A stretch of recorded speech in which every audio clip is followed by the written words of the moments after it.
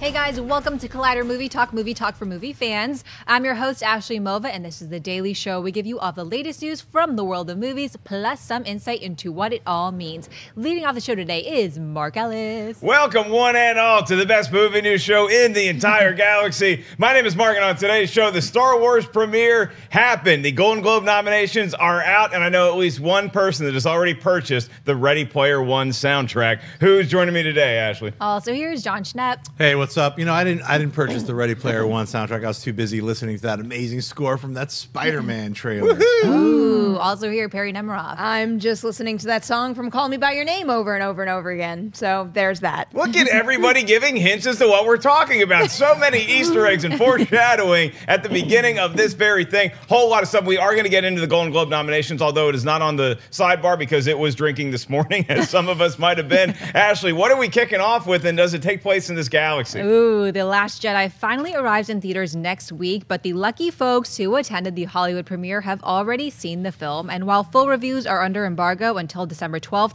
early reactions have hit social media. The movie will finally premiere in theaters on Friday, December 15th, but Mark and Perri were lucky enough to attend the Saturday event. Mark, what did you think about the premiere, and what are your thoughts on the early reactions? We went to Nerd Prom, Ashley. Nerd Prom 2017 happened, and it was a great time. I see some of our production crew is holding their ears. I'm not going to say what our reactions to the actual movie are. If you guys want more in-depth reactions from a lot of movie critic industry luminaries, you can go to Collider.com right now and check out. They had a nice rundown of a bunch of different people, myself and Perri included, as to how we felt immediately after the movie. I just tweeted a GIF anyway, so I'm just more happy that we got to go to such a spectacular event, start to finish, getting to be on the red carpet, getting to get in a limo with these characters, and then afterwards at the this is an annual event now, and Star Wars really goes all out for us. And I feel and I hope that this comes off right the way I say it. I just feel like I'm a representative of all the movie fans that watch this show and watch Schmoes, because that's all I am. Like, I don't know why I was the guy that's lucky enough to get to go to these things, but I'm there for all you guys. So I love experiencing it. I love taking some pictures, but not over posting on social media, because I don't want to clog your feeds or rub it in that I got to be there. But I had a great time, and I was happy to be there, and it's all thanks to you guys is the reason why Perri and I got to go in the first place. Perri, your thoughts on Saturday night? I'll definitely echo that, and that's a very serious thing. The only reason we get to go to events like that is because of all the support we get out there. So, I mean, thank you to you guys. Thanks to whoever it was that sent those invites to our inboxes, because I am just so insanely grateful to get to do things like that. And, you know, I've been to a couple other premieres for other properties too, but there really is nothing like a Star Wars premiere where it's not that people that are going to those other premieres don't care about the movie that they're seeing, but it's a different energy in that theater and in the party after, where every single person in there just knows all the ins and outs. They're thrilled to be there, and what Disney does in that party, it felt almost like a scene out of the movie to a degree. And then there's all these photo ops everywhere, and it's not just as simple as walking up and wanting to take a photo to put on social media. People are waiting to take a picture with R2-D2 and C-3PO and BB-8 because they want those pictures with those characters. It was just such a special night overall. I mean, really, these Star Wars premieres are turning out to be the best night of my year now. Right. So the social media reactions, there was an embargo that was lifted at 9:30 as soon as the movie ended on Saturday night. Schnepp, Ashley, I want to get y'all's take on this. Are you guys now muting everything that has to do with any of that until you actually get a chance to see the movie, or did you enjoy seeing what people's reactions were, whether it's to the actual movie or just to the event that was Saturday night? Well, I'm really excited to see it today, so I don't have to wait, I guess, that long. But, you know, when you follow all of you guys on Instagram, it is a little bit clogging, but I was excited to see you guys there. It didn't give anything away, so it was cool to see. Schnepp? Yeah, I echo Ashley. I'll see it later today. Didn't go to the premiere, guys, but I'm seeing it later today. And I'm like this, blah, blah, blah, blah, blah. But you know what? Since I follow all these guys on Twitter, they're very conscientious of everybody who hasn't seen it yet. We got to live vicariously, see a bunch of the stuff on the red carpet, saw those weird gorilla AT-ATs or whatever you call those things. I'm excited. I just want to know what those red guys, the weird samurai guys, do. I've literally haven't seen anything from Last Jedi since the very last trailer. I'm not watching any more of the TV spots. I'm not reading anything about it because I want to keep that element of surprise. I don't know anything really about the movie. except from that last trailer. You know, it's like breathe and all that stuff. So, you know, I'm very excited. I'm very happy that you guys all enjoyed it. So I can't wait. That's how I felt about it. Everybody was really cool on social media so far. I haven't seen any spoilers because I've been avoiding social media except for my friends. So. Yeah, I mean, what I'll tell you is that because I'd seen the movie, and so when I got home on Saturday night / Sunday morning, I looked at all of the rundown on that Collider had as far as like the people who were tweeting about the movie. It's overwhelmingly positive response on social media thus far. And Perri, I mean, getting to be there when you woke up on Sunday morning, how did you feel just thinking about everything that you got to take in? I felt really tired. we closed it down again. We actually did close down the party as we were leaving. We were being ushered out by the staff. You got to kick us out, okay? You're inviting us. You know you're gonna have to kick us out at the end of the night. But yeah, the more I thought about it, again, I don't want to add much more onto my tweet, but the more I thought about it, the more I was liking certain things, and it's a fun thing to think about. I'm trying so hard not to spoil anything, but it's a movie that you're going to want to have on your mind after. Yeah, and we were so fortunate that we got to go to the premiere, and they have the red carpet, and all the stars are there, and they have a huge AT-AT, and they have a great post-party with free drinks and food and all that stuff. But I think even for people who are buying tickets to go see this movie Thursday night or Friday this weekend, next weekend, whenever you get a chance to see it, it's the same kind of thing. You get really anticipated for this stuff. You get really excited to talk about it with your friends afterwards. And I was looking at Twitter over the weekend, and the young man Keaton Jones, who was bullied in Knoxville, and then a lot of famous people, celebrities responded with their lending of support to him. This is one of those things that, like, because I got picked on as a kid sometimes, and you make an investment in things like Star Wars when you're young, and the more of an investment you make, the more it's going to pay off later in life when you get to do cool things like this, where you just get to pay for a ticket to go see a movie. This is Star Wars. You get to escape into a galaxy far, far away. So to Keaton and everybody else out there, if you happen to be watching this show, this is why we do that. It might not be the coolest thing at the time that you're getting invested in all this lore and all this mythology, but it always pays off down the road because, I mean, you get to hang with people like Perri and I and talk to us, and nobody's cooler than us, right? Right. Okay, let's move on to the next story so we don't talk about Last Jedi anymore, because we're going to have a whole lot of content about Last Jedi later on this week. Stay tuned to Collider. Yesterday at Comic-Con Experience 2017 in Sao Paulo, Brazil, Warner Brothers revealed its upcoming slate of movies from DC Films. While there were questions about Warner Brothers and DC after a number of shakeups happened after the disappointing returns on Justice League, it appears DC is moving full steam ahead. The studio announced with title cards Wonder Woman 2, Flashpoint, Justice League Dark, Green Lantern Corps, Suicide Squad 2, Batgirl and The Batman, as well as title cards for next year's Aquaman, currently in post-production, and Shazam, which is in pre-production now. Schnepp, what do you think about the slate of films announced by DC? Well, I love this second slate announcement from DC Warner Brothers. It's like, it's weird that they announced a whole bunch of movies and now there's all these similar but different movies being announced, and yet some of the other ones they've announced are not. Like what happened to Black Adam, what happened to Nightwing is really more what I'm thinking about, as well as what about Man of Steel 2, Superman? That's not listed. It's the DC film slate to me is just it leaves me scratching my head. I mean, because I understand that they have to change a lot of things because of the reception to Justice League, but I don't know. I'm happy that, obviously we're getting Shazam, Aquaman, and Wonder Woman. Those are the three that I didn't expect to change. But, I don't know. I mean, Justice League Dark is the one that, I'm kind of happy about. I can't really say I'm happy about the announcement because I just don't believe it. I guess that's what I'm trying to say. That's what I was going to ask you. Is this just another example of Warner Brothers and DC putting the cart before the horse again? Because they've pulled the wool over our eyes so many times. We're like, hey, we're making this movie. Then, we're not making this movie. We have this director. We don't have this director anymore. Is it smart to get fans excited about announcing a slate like this, or do you wait until you have a firm picture lock? It's really not smart. In fact, I think a lack of confidence is what I have. Remember the senator vote of no confidence? Sorry, that's what I've got. I mean, announce 10 more movies. Good luck.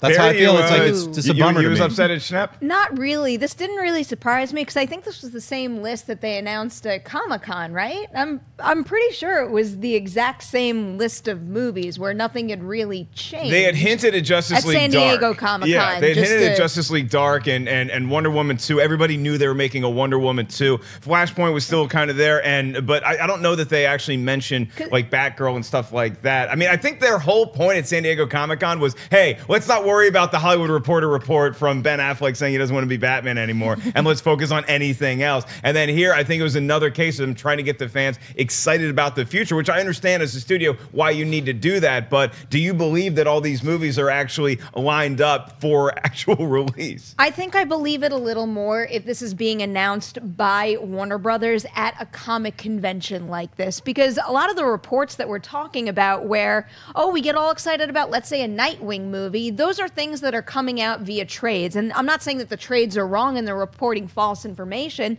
but that's information that might have gotten out, not when Warner Brothers wanted it to get out. And you know, for all we know, because I know there's some people that say this as well, there's a chance that Warner Brothers can hand that information to an outlet to gauge buzz, but we don't really know which way it goes. So this is kind of this endless game that we're playing, and who knows who really leaked this information or put it out for us. But, you know, if you've learned anything over the past couple of years with DC films, I'm not going to get too excited about it until they're shooting the movie. And even then, once it goes into production, there's still changes. I think the most disappointing thing that is omitted from this list for me right now, and it's just because I'm so excited about Margot Robbie as an actress and as a producer, because I trust her as a producer, is I want her Harley Quinn movie so badly. I want it more than Suicide Squad 2. I just want to see her take creative control of that character and really bring her to screen in a way that maximizes how good she was in that role, because I think it's a shame to waste that. Well, it's weird too. I mean, there's the 3 different Harley Quinn movies that they've announced, and none of them are on this list. There's Harley Quinn and the Joker, there's Gotham City Sirens. That's 3 different Harley Quinn movies that they've talked about, and none of them are on this list. So that's why when they do these slates, to me, at least with Marvel, they changed one movie. It was The Inhumans. I mean, they can't really talk about anything else from all of the movies, from all of their phases that they've changed. And with DC, it's like juggling, you know, like, I don't know what's in the air, what's real, what's landed, did they announce? I mean, and that's the sad thing. They don't have any talent behind any of these announcements yet. They don't have directors or writers, or even a lot of the actors aren't. I mean, you can guess. I guess I can take a wild guess at who's going to be the Batman. I don't know anymore. But, you know, I mean, for myself, I would have much rather that DC just said, look, we've got Aquaman, we've got Wonder Woman, we've got Shazam, we're making Flashpoint. Just stick to one movie and announce who's going to be in that movie. So I don't need to know what's happening in 2020 when I don't know if I'm going to even care. Yeah, I mean, I think that's the positives you can take out of this announcement is that we did get the everybody's excited about Aquaman because we got that title card. That's in post-production. Shazam is definitely in pre-production right now. We know Wonder Woman 2 is going to be happening. So there's movies to get excited about for sure. And if I'm trying to look at the bright side of the thing here, it's that we have a Suicide Squad 2 got announced. And so could that be the gateway that leads us into a standalone Harley Quinn movie after we get the sequel? So we have her, and then she can go off on her own adventure after that. I mean, look, Joss Whedon is attached to Batgirl. Matt Reeves is attached to the Batman, but there is a whole lot of question marks. Ashley, do you think that when you announce a slate like this at a huge comic convention, one of the biggest in the world, does this leave more questions than answers? I mean, I guess I'm obviously we're getting Wonder Woman 2, so that's cool, looking on the bright side again. But on the same front as Perri, I really wanted to see Gotham City Sirens kind of up there with Margot Robbie, obviously, talking about, you know, all these spin-offs are coming up. We just talked about that like a week ago. But I'm excited to see who's attached to Batgirl. Has there been any casting rumors about that? No. So I'm curious to see what comes of that. But again, like, not getting too excited about this news because you never know what will happen, really. Yeah, the extent of casting for Batgirl that I've seen is people photoshopping Hit Girl from the Kick-Ass movies into a Batgirl pose. I am shocked that Man of Steel 2 wasn't even announced or brought up. What about Black Adam, The Rock? I mean, he's been talking about that movie for like 5 years now. It's still not announced. Well, we have movies that we can talk about that are actually just got nominated, and those are going to be our Golden Globes. We're going to wedge that in right now. So what's going to happen is Ashley's going to read off the 10 Best Picture nominations for Golden Globes. You get 5 in drama, 5 in comedy/musical, and I can't wait to have this discussion, this annual purge that Jon Schnepp gets to have with these 2 categories. So hit me with the list. All right. Best Motion Picture Drama, Call Me By Your Name, Dunkirk, The Post, The Shape of Water, and 3 Billboards. And Best Motion Picture Musical or Comedy, The Disaster Artist, Get Out, The Greatest Showman, I, Tonya, and Lady Bird. Oh, laugh riots from start to finish. Schnepp, the floor is yours. Comedy musical, did they get it right this year? Obviously, no. The Golden Globes continues to be a joke to me. Like every year, they become more and more of not an awards show, but a joke show. Like, it's just who paid off more money? Was it All the Money in the World or the Greatest Showman? Who put up more money to the Golden Globes to get nominated? That's what it feels like to me. Who saw All the Money in the World? It's not even done yet. The movie's not even done yet. And Ridley Scott, remember comedy, The Martian, Ridley Scott from Golden Globes? He's in there somewhere. I mean, yeah, look, Ridley Scott got nominated for Best Director for All the Money in the World, and Christopher Plummer got nominated for Best Supporting Actor for All the Money in the World, which it could be the Golden Globes utilizing that movie as a way to have some commentary, some social justice in Hollywood, which I'd actually be fine with given the events of everything in 2017 in Hollywood. But I haven't seen All the Money in the World, so I don't know if it's actually a great movie, if Ridley Scott did a great job. I know he had a tougher task than most directors with having to replace Kevin Spacey in a very narrow window of time. Then you throw Christopher Plummer in there too, where, hey, we're going to need to shoot all the scenes with you in like a weekend. So it's definitely a worthy task, but I don't know if the performance holds up. Well, let me ask you and Perry and Ashley, which movie is funnier, Get Out or Lady Bird? Because I don't know, because neither of them are comedies. Crazy, right? Nutty. I thought Lady Bird had a fair amount of humor. Get Out, you can look at it as a dark satire. And look, we know this with Golden Globes, Perry, is that they love using the comedy musical category to wedge in a couple flicks that they didn't quite think could make it into drama. So now we got to throw it into musical. Do you think that was the case with Get Out? With Get Out, I mean, obviously I don't think it belongs in that category. It's not. I would give them a pass with Lady Bird because I was just rewatching it last night and I was telling you, Schnepp, I was laughing a good deal. Yes, it's a coming of age drama more than anything, but there are a lot of really funny moments. But I was saying also, I could say the same thing about 3 Billboards. It's a really dark movie, but it's also hilarious. So I don't know. I could see how you could blur the line in some respect. Probably not for Get Out of all movie, but looking at that musical or comedy category, there is one pretty glaring omission to me, and it's called The Big Sick. And there's one that just sticks out like a sore thumb in that category that I would just rip right out. Does it happen to be a musical? I'm not talking. No, don't even. Don't even. I think The Big Sick is the biggest snub that we got here because that would have fit in either Best Drama or Best Comedy and Musical. I think you could have wedged it into Best Comedy and Musical and knocked out. I haven't seen The Greatest Showman, but it's hard for me to imagine that's a better movie than The Big Sick. It might have better musical numbers, but Mark, it's about the circus. Yeah, it's about the circus and it's big, sing-songy and dancing. We got to have one of those every year, I guess. I did like Beauty and the Beast. Yeah. There's that too. I haven't seen The Greatest Showman, so I can't judge it against Beauty and the Beast. Beauty and the Beast in particular, though, just feels like prime Golden Globes bait to put in a category here, and it's pretty much not in almost anything. How did Greta Gerwig not get nominated for Lady Bird as a director? I think that's one of the greatest directing debuts I've ever seen. And Ridley Scott got nominated, and his movie's not even done yet. His movie's not even out yet. It's not even finished being edited. It's nominated as Best Director. I think there's something wrong and fishy with the Golden Globes. It's pretty. That's what I say. There always has been. I mean, you have the most obvious example is when The Tourist got nominated, and people had seen it and ended up being like one of the worst movies of the year. Yet it somehow got nominated for all these Golden Globes. I look at the list for drama, and I'm pretty happy with that. It was nice to see Dunkirk get recognized. I feel like The Shape of Water, one of my favorite movies of the year, but Call Me By Your Name is the one to beat. And that's for me personally. I'm taking The Last Jedi out of consideration as far as like my favorite movies of the year as of today. And I think Call Me By Your Name might be my favorite flick that I've seen this year. So I'm very happy to see that get recognized by the Golden Globes because actually you can look at particularly the Best Drama category and look at that as a harbinger of what might get nominated for the Oscars. Is there anything that stands out to you? I think the 2 biggest standouts to me were no credit to Patty Jenkins, really. That kind of stands out to me. And I guess Get Out being nominated, while I'm happy that it was nominated, I almost think it's a little bit insulting that it was nominated in that category, because to me, it's a great film that can stand on its own. And to say that it's a musical or comedy is almost a little bit insulting, but you know what? I'm glad it got nominated in general. Yeah, I'm going to run down a couple other categories for you guys. So we have the Best Actress, Best Performance by an Actress in a Drama. Jessica Chastain, Sally Hawkins, Frances McDormand, Meryl Streep, Michelle Williams. Not a lot of surprises there, but that's another all the money in the world. Michelle Williams is one of the bigger reasons why I think Ridley Scott wanted so hard to get this movie out, because he had to replace Kevin Spacey with Christopher Plummer, because everybody was buzzing that Michelle Williams has an award caliber performance in there. So that's fine with me. By an actor in a drama, Timothée Chalamet for Call Me By Your Name, Daniel Day-Lewis, Tom Hanks, Gary Oldman, Denzel Washington, a lot of the usual suspects there. Right. And no Jake Gyllenhaal. No Jake Gyllenhaal. Again. Again. Poor guy. Poor guy. Now we go to Best Performance by an Actress in a Musical or Comedy. Judi Dench, Helen Mirren, Margot Robbie, Charlize Theron. Saoirse.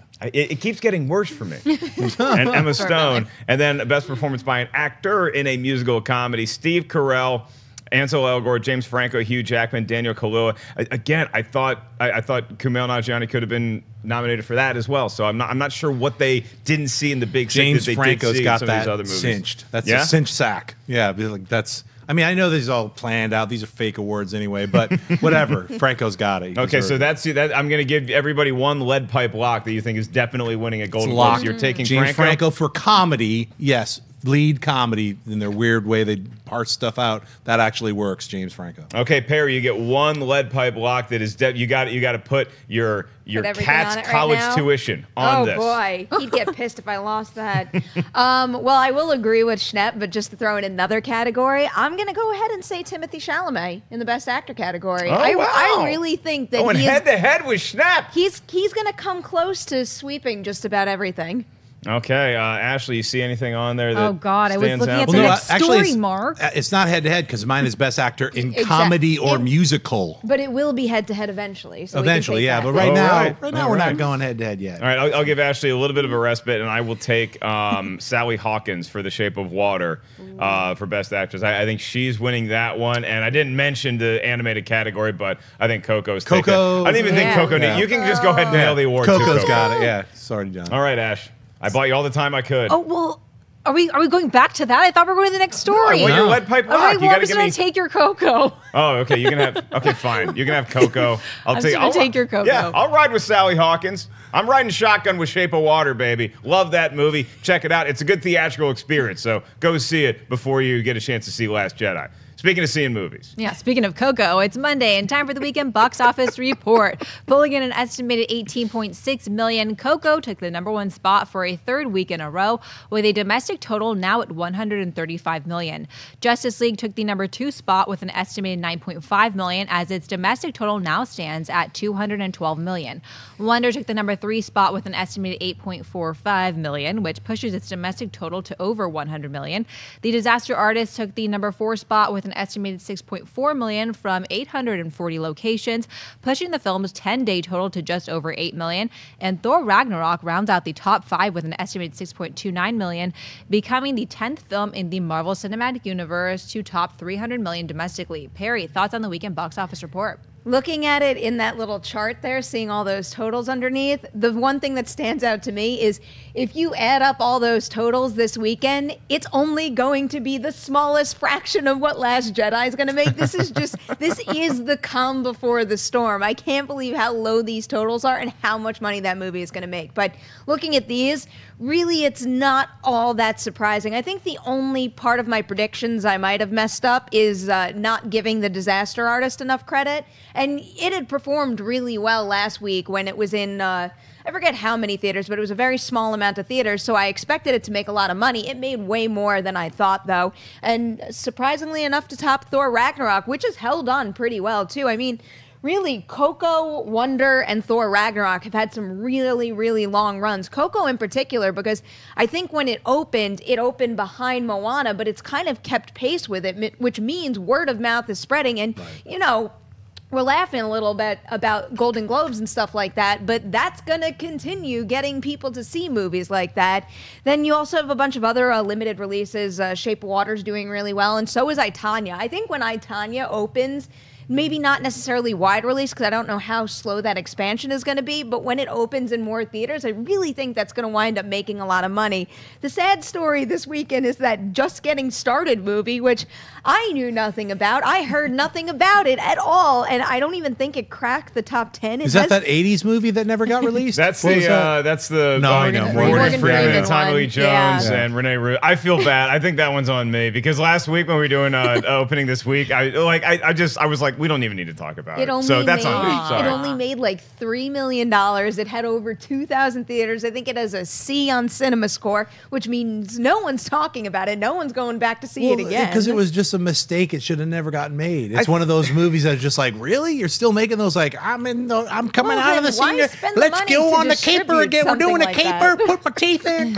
I'm like, let's do the capers. Like, who's making these movies? I don't think that it was going to be an Oscar bait kind of flick, but that's what we did see with the box office. I mean, Schnepp, I'm happy to see. Perry mentioned that like the lead number, Coco, $18 million. Coco's been in release for a number of weeks, and there's no real opening competition for that. But a lot of people went to the movies this weekend. They just were seeing different things. So like The Disaster Artist, over $6 million. Thor, again, over $6 million. Daddy's Home 2, over $6 million. Murder on the Orient Express, Lady Bird, 3 billboards outside Ebbing, Missouri, were all making a fair amount of money for how many theaters they were released in. So Justice League, it's over $600 million worldwide now. It finally made what the Avengers made opening weekend. Right. Do we just consider this thing? How are we looking at Justice League? I think Justice League is going to be considered, in the next year or two as a flop, unfortunately, because say what you will about the movie. I enjoyed it when I saw it, but it really is kind of like it doesn't know what it wants to be. Like when you watch it and then you read about you can't help but be affected by what you read. And it's like, I kind of want to see that other version. I don't even know if that other version is good or bad, but now that's the one I actually want to see because I've been told so many scenes that I didn't get a chance to see. So I think that adversely affected the Justice League even after it came out, let alone Ben Affleck talking about crying about he's not going to be Batman anymore. That affected it, I think, strongly for like the last 6 months. Just the bad publicity that movie's had for like the last year and a half, where they're like, Zack Snyder's on making the movie, then he's getting replaced by Joss Whedon, and then Ben Affleck's all this stuff. You're like, wow, you do a better job of containing that stuff. You know what I mean? It's like, pay your actors more to shut up or whatever it is, like, because it ruins it for the audience. We don't care whether Ben Affleck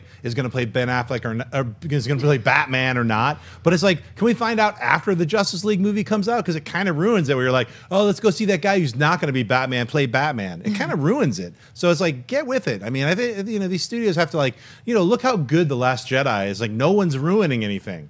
I mean, I want to see the Marvel contract and the DC contract. It's got to be different. Because all the people from Marvel, even Tom Holland, who's got a big mouth, I mean, Feige's like, if you say one more thing, Holland, he's all right. He's like crawling up a wall real quickly or whatnot. Everyone else is yabbing away on DC. I'm not going to be there, like a year before the movie comes out. So anyway, I'll stick behind Justice League. The movie that came out is an enjoyable train wreck. So I'll just say that. It's like, I called it wet clay. It's like, say what you will.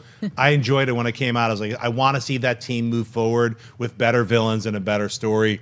The Disaster Artist to me is the one that sticks out. It makes me so happy that it's in the top 5, that just in its first wide release weekend, it made almost as much as the Room made in its entire run ever.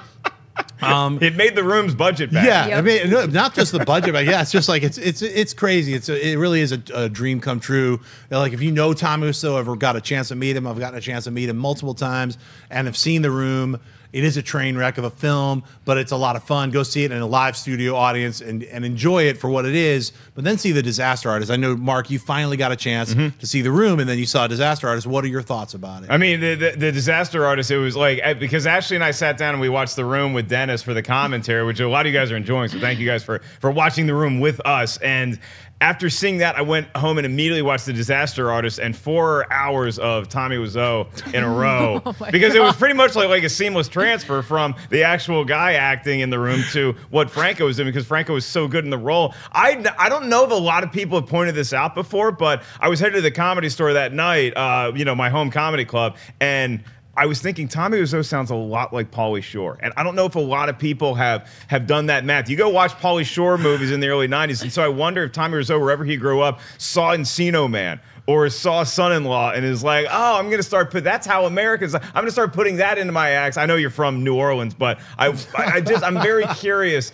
to see if anybody else has connected those dots. So we're going to move on to buy or sell. This part of the show where Ashley's going to give us a premise. We'll say whether we buy it or sell it. And I don't think I need to tell you guys the answer for the first one, but let's run it anyway. A new trailer has been released for Ready Player One, the highly anticipated sci-fi adaptation directed by Steven Spielberg. The film follows Wade Watts, played by Ty Sheridan, who joins a worldwide contest to find an Easter egg hidden in the Oasis by its creator. The film also stars Olivia Cooke, Ben Mendelsohn, TJ Miller, Simon Pegg, and Mark Rylance, and opens in theaters on March 30th, 2018. Mark, buy or sell the new trailer for Ready Player One. Ashley, to quote a great man, people can try and deny it, but everybody's got a little bit of Van Halen rumbling around inside them. And that's what we saw with Ready Player One. I got the tweets. I had a lot of people tweeting me yesterday morning. I was watching football. I was a little hungover, and they said, Ellis, you're going to love the Ready Player One trailer. And I'm like, oh, sweet. Is there more Back to the Future references in there? What's in there? And I played it, and God, it warmed my heart. The song Jump is in the trailer, and it's just so perfectly utilized. It made me so happy. I watched it 10 times because the way it kicks in from director Steven Spielberg, and then we get to see King Kong jumping off a building as David Lee Roth is singing, You Might As Well Jump. It made me so happy. This is why Van Halen's the greatest hard rock band of all time.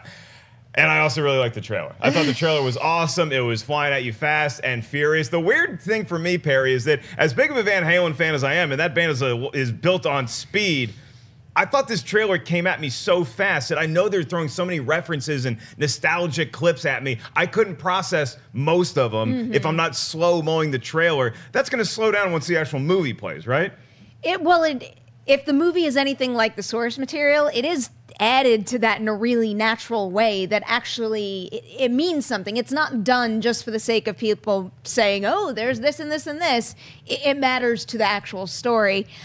I'm going to buy the trailer. I really like the energy. I like how certain things look, but I feel like the one thing that's really missing from the Ready Player One promotional campaign, or maybe one thing they've just kind of breezed past at this point, because it does feel like we're getting a little more of the story than the beginning material, is one of my favorite parts about the book was it's almost like the beginning, this is a weird comparison, but it's almost like the beginning of the disaster movie. You know how in the first act, like there's something about that build and what's wrong and how are we going to solve it? And then all of a sudden everything just goes crazy.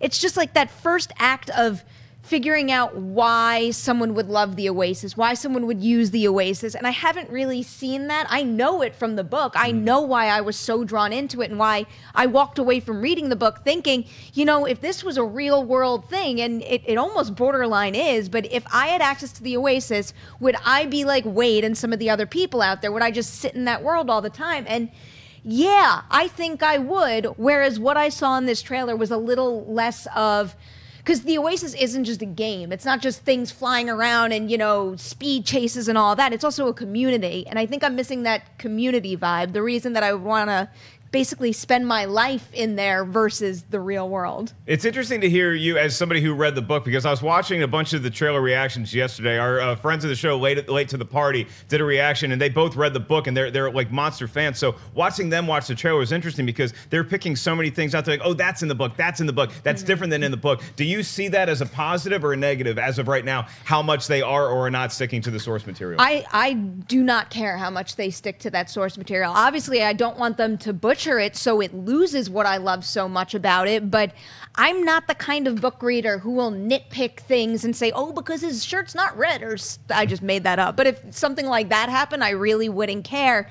But what I just pinpointed, that is kind of the essence of the book to me, and that's what touched me most about it. So that is bothering me a little. But for all I know, that could just be a marketing tactic, and it will be in the final feature. People still get mad at Roca every time he doesn't wear a red shirt. Jon Schnepp, you saw this trailer. What stuck out to you? Did you enjoy the musical numbers? But the shirt was supposed to be blue, not red. Perri, I disagree with it. Anyway, yeah, Ready Player One is one of the sweatiest books ever written. I mean, that guy literally was drenched in sweat at the word process. Like, let me get in the DeLorean. Oh my God, Star Trek references, Easter eggs! Easter eggs! I mean, literally, there's an Easter egg. That's the main plot. I mean, look, I mean, that Spielberg decided to direct it. I mean, I was watching Ernie Klein a couple days ago. He was like, they premiered this on I can't remember what channel it was, but it was Earth, Death, Movie, Cinema, whatever the hell it was. I can't remember the channel, but they premiered the trailer. I think it was Birth, Movies, Death, and thank you so Alamo much. did something yes, with it. It was Alamo Drafthouse. Thank you.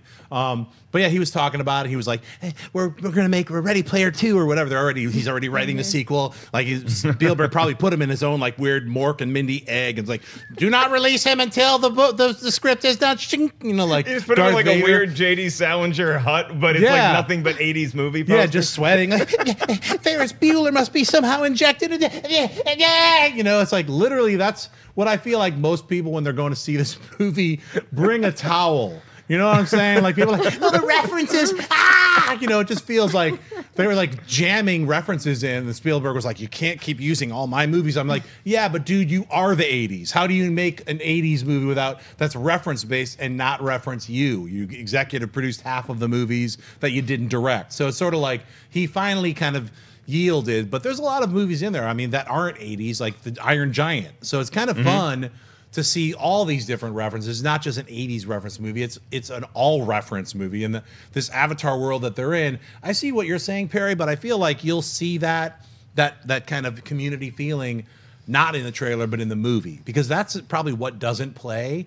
Like for nerds who are like enjoy RPGs and playing with other people or enjoy Dungeons and Dragons, that's hours and hours and hours of gameplay and interaction. That's not what a trailer is. So I could see how that wouldn't work in a trailer environment. And if they were going to use a trailer like that, they'd have to actually show a 1 minute or 2 minute clip of that interaction in order for it to feel real, at least for me. I thought the trailer was great. The second trailer, I thought of Ellis immediately when I saw the Kong jump, the Gibbon, like jumping. I was like, Ellis. Instantly, it's so funny because the guy's so like Van Halenized, you know. It's like, whenever I hear David Lee Roth, I think of this. I'm sorry, I didn't want to ruin Thanks a lot for everybody's- ruining Van Halen for me, Ellis. But anyway, it's in a good way. I was like, Ellis will appreciate that. It looks like a lot of fun. That's what I could say about this. Usually when people see monkeys climbing buildings in general, they think of me. Ashley, do you think that this was too nostalgia heavy, or do you think that it hit the right note for 2018 when the movie comes out? It's so interesting to hear it from you guys because I don't know about the book. I've never read the book, but when I watched this trailer, it just made me so like sad and drawn in from the start because in the beginning he's talking about how he lost his parents and I was like, oh my God, he lost both of his parents when he was young. So, I mean, it drew me in right away, but I was looking at the trailer kind of through in different eyes because it started out like that. And I'm just thinking about this kid and how he's trying to find his way and hopefully he gets the prize. So it's interesting to hear about it from a different perspective of people that have like read the book, but since they're already working on a sequel, I guess that's a good sign. Ready Player 2. I don't know if it's called that, but that's what I'm calling it. Ready Player 2, my sequel, you know, whatever. It just makes so much sense having Spielberg be the guy helming all this and controlling all the sweaties that you're talking about. Like, okay, let's do this and let's do this because he is the godfather of a lot of our nostalgic childhood memories. So I almost look at Steven Spielberg as being like the Mark Rylance character in and again, I haven't read the book, so I don't know everything else that guy does, but it's like he comes on and he's like, hey, I created all this. And Spielberg like, yeah, you see all this stuff that you're celebrating? I'm responsible for a good part of it, whether I directed it or exec produced it. I'm the guy. I'm very excited to see this movie. I think it's going to make a boatload of cash, and you're right, Ash. I think we are going to get a sequel to it eventually. Speaking of sequels, we have something that's not a direct sequel, but it's in a Spider-Man universe. Let's talk. The first trailer for Spider-Man Into the Spider-Verse landed online this past weekend following its premiere at the Comic-Con experience in Sao Paulo, Brazil. The movie features Shamik Moore of Netflix's The Get Down as the voice of Miles Morales, the young African-American man who takes up the mantle of Spider-Man in Brian Michael Bendis' run of comics. The movie is directed by Peter Ramsey, director of Rise of the Guardians, and Bob Perrichetti, who wrote the latest adaptation of The Little Prince that Netflix released in 2016. Chris Miller and Phil Lord serve as producers, with Lord having sole screenwriting credit. The movie hits theaters on December 14, 2018. Schnepp saw the first trailer for Spider-Man Into the Spider-Verse. Wow, I buy this hard. I wasn't sure what to expect, and Peter Ramsey is a storyboard artist. Him and his brother used to storyboard a ton of different movies, and he's incredibly talented. And I got a chance to talk with him several months ago, and I found out, you know, they're going to try different things with the animation. So I was really looking forward to seeing what this was going to look like. And I am not I'm not sad at all. I'm just overblown with joy at how amazing and sharp and different this looks. It's not photorealistic. It doesn't need to be because it's taking you to a different world, but yet I don't feel like it's like a cartoon version of Spider-Man. It's rides that cool line where it's animation, live action mixture. You know, look, and the way to introduce Miles Morales and this other multiverse Spider-Man verse, I don't know how they're going to kind of, you know, web these films together, Spider-Man, Venom, Miles Morales, if they're going to do a Miles Morales live action, the multiverse, the Spider-Verse. I don't know how it's all going to play out, but I hope that this is the first of many to kind of put these characters together into one universe. I think it looks astonishing. Yeah, Perry, if this is buy or sell, so I'm buying the one-time purchase of Miles Morales for sure. You had me with that, and now I'm allowing you to leave my credit card on file if you're telling me we have a Spider-Verse where we have these limitless possibilities where different people can wear the Spider mask and can go off on adventures. I thought this was so cool, and I wasn't aware this was being released in theaters next year, December 14th. So we got about a year to wait, but this is very exciting. You have got a lot of talent involved in this movie. Lord wrote it. I think Miller and Lord executive producing. Mahershala Ali, Brian Tyree, and Liev Schreiber are all contributing voices to this. So this is exciting. Like I didn't think I would turn on this trailer and get pumped up for an animated Spider-Man movie. I'm locked in. I was interested when I first heard they were working on this, but it was by no means up there with my most anticipated of 2018, along the lines of, you know, some live action superhero movies I'm really looking forward to.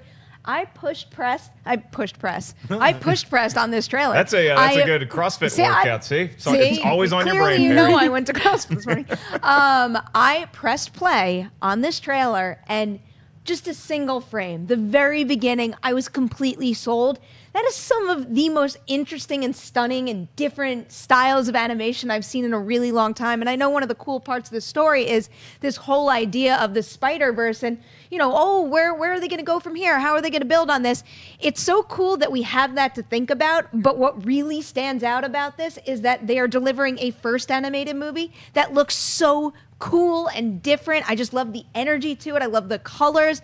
That animation is something else. I mean, really, I just was not expecting this at all. So the fact that this trailer got me so hyped, probably might make it one of my favorite teaser trailers of this year, because really, what better marketing tool than to get someone this crazy about a movie when, you know, they were interested, but maybe not really excited before. Yeah, and Ashley, we've seen so many different versions of Peter Parker on the big screen, now played by Tom Holland. It's kind of refreshing to see a different Spider-Man.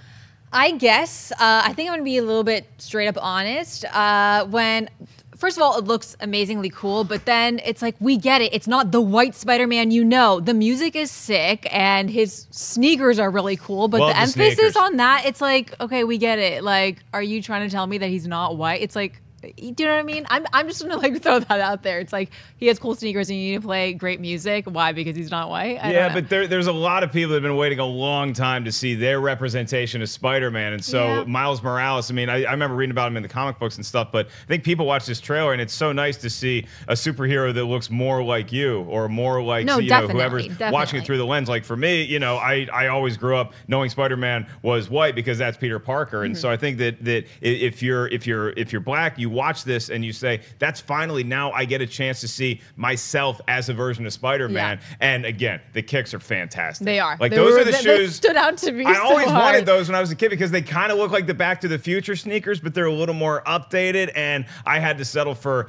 British Knights.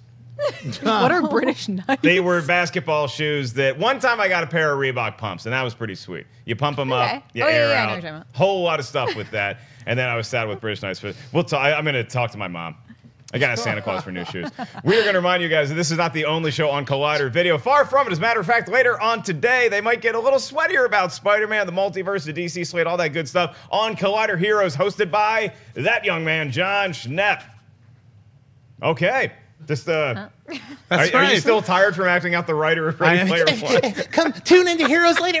Ready Player 3. Yeah, exactly. Can't stop writing about Easter eggs. Yeah. There's so much greatness to mine from the 80s. There's a whole lot of crap in the 80s too, but we're not going to worry about that today. And also, we have the top 50 superhero movies of all time. It's a list that we put together here. Everybody at Collider.com voted on all this stuff. A new episode drops every weekday morning. A new one this morning at 8 a.m. in the PST. Check that out. We have the Star Wars Wars Fatal 5-Way match aired this past Friday in the Movie Trivia Schmodown. Check that out. As far as I recall, there were no Last Jedi questions asked. No one had seen the movie yet, so enjoy the Star Wars Fatal 5-Way. We are going to skip mailbag because we're running a little short on time, but I love the live Twitter questions. We see you guys tweeting all the time. I see the chat board going crazy on a number of different topics here today. So let's take a couple live Twitter questions, and we will call it a day. Okay. At Collider Video, you can tweet us anytime. What do we got up, Ash? Alex Cavinis writes, excluding the Rocky films, what are the panel's favorite montage scenes?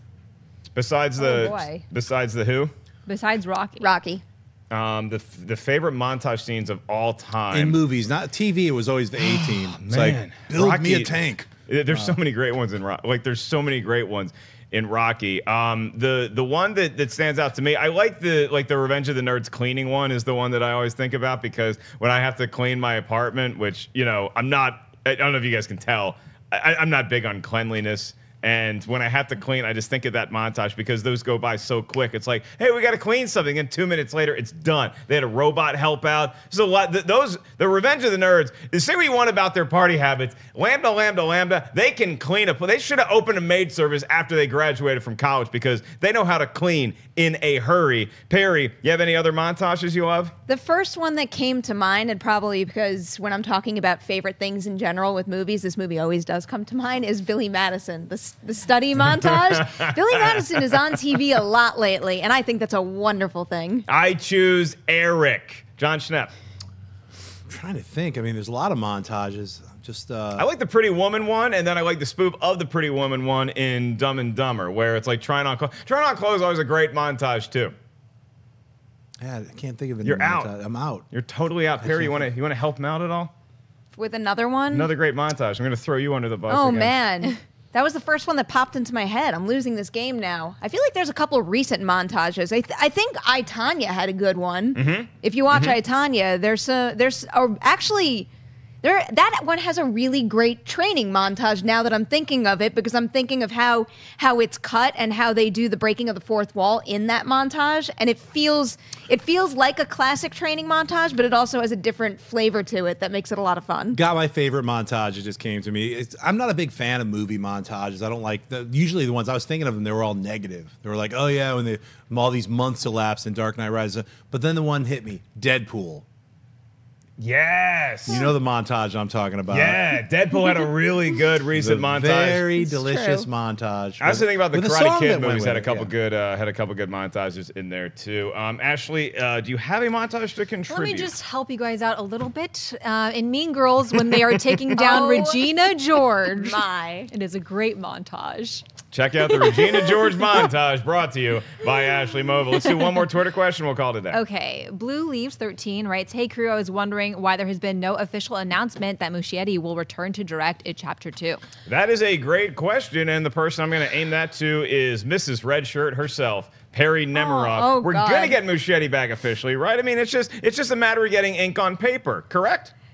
I would assume so. I would imagine he's negotiating, because I'm pretty sure nothing's been confirmed, because I do remember very recently discussing, what happens if he doesn't return. And most of the time I wouldn't get too carried away, because it's not like Andy Muschietti is the only great director out there, and it's not like he's the only one who can direct an It sequel well. But so much of that, I was just rewatching It also the other night, and so much of what makes that movie special is just what he brings to that environment and the atmosphere, and what he brings out of his actors, making sure that they feel like a real group of kids and a real group of friends. And I think that's important to bring that same attention to those specifics to the second one, because it really, part of the reason why that movie was so special is because it was such like a unique, special vibe between those kids, because it didn't just play well as a horror movie, it played well as a coming-of-age friend movie. And I think that's really important, especially with the It miniseries in my head, and how,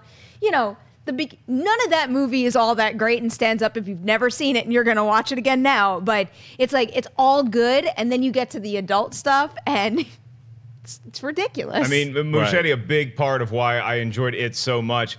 To be honest, it's not the singular thing that I need to hear about It too in order for it to be, oh, okay, here's my money, take it. You already got my money. I assume that if they can't get Muschietti back for whatever reason, if he's busy or doesn't agree to the terms, they're going to find somebody else that is a more than competent director for this source material. I would prefer to see Muschietti back, Schnepp, as I'm sure you would. Yeah, I'm sure I'm sure they just haven't announced it yet. He's working on the screenplay. I could say 90% that he'll be coming back. I don't want it. It's funny you brought up the miniseries. I don't want to see it intercut with the kids, because the miniseries and that was a detriment to it. You need to focus. The first act, part 1, chapter 1 was the kids. Chapter 2 is now all those kids grown up 27 years later. I don't want to see these constant flashbacks to the kids, because they didn't have flash forwards in the original one. I think that would be pretty uneven and weird to see that, just because the first one was such a big hit and they're going to try to bring that Stranger Things vibe. So you have to keep doing these flashbacks to the kids. If they're going to do it, they should at least, if they're going to do any flashback, they should have the adults for like an hour, and then they all get together and then do some 20-minute scene of the kids, something happening. I don't know. It just feels weird. I don't need to see flashbacks. I hope Machete's in it, though. I highly disagree with that. And that in the miniseries, I think part of the reason why it doesn't just, crash and burn towards the end is because some of the flashback scenes better support the adult material. And it without spoiling anything with that half of the book, I guess, it's important for how the kids react to what happened to them. If you're familiar with the book, you probably know what I'm talking about with how they get their phone call and then deal with what happens to them. It naturally plays into the discovery of the second half of the story. Yeah, well, you guys might be at different points of conflict on flashbacks, but I think we all can agree we love a good movie montage, and the chat room has helped us out. Forrest Gump has a great montage with Forrest running across country. The Team America World Police has the sports training montage scene that is making fun of that. South Park's had a number of episodes where they make fun of montages as well. The Lost Boys has a great, gearing up to kill this head vampire montage. A lot of great montages, but I will say my favorite of all time, despite the Twitter question not allowing me to cite it, is Rocky IV. You can take your pick. You can either take the no easy way out, or you can take Hearts on Fire. I'm more of a Hearts on Fire guy myself, but I would love to hear from you guys, so let us know in the comment section your favorite movie montage of all time, and any other stories you guys want to comment on. Have at it. Let us know. Please be respectful in your opinion, as always. I want to thank Ashley Mova, Perri Nemiroff, the entire crew back here, and before we say goodbye, Jon Schnepp, you are 3 hours away from seeing a new Star Wars movie. How you feeling? Very excited. I cannot wait. I'm not going to give any spoilers away. Avoid my Twitter if you think I'm going to spoil stuff, but I'm not. I'm very excited. Can't wait to see those porgs. You are a good man, and we had a conversation at a pre-production meeting, and you and I see eye to eye on spoilers and all that stuff, so I can tell you guys this. You may want to mute a lot of words on Twitter this week, and I highly recommend doing so. Jon Schnepp, Perri Nemiroff, Ashley Mova, myself, you're in good hands with us, and that's all we'll say. Hey everybody, Mark Ellis here. Thanks for watching this episode of Collider Movie Talk. You want to watch more? Then click up here, or you can click right here for more great content from Collider. And if you haven't subscribed to Collider Video, do so right now and share this vid with your friends. Thanks for watching.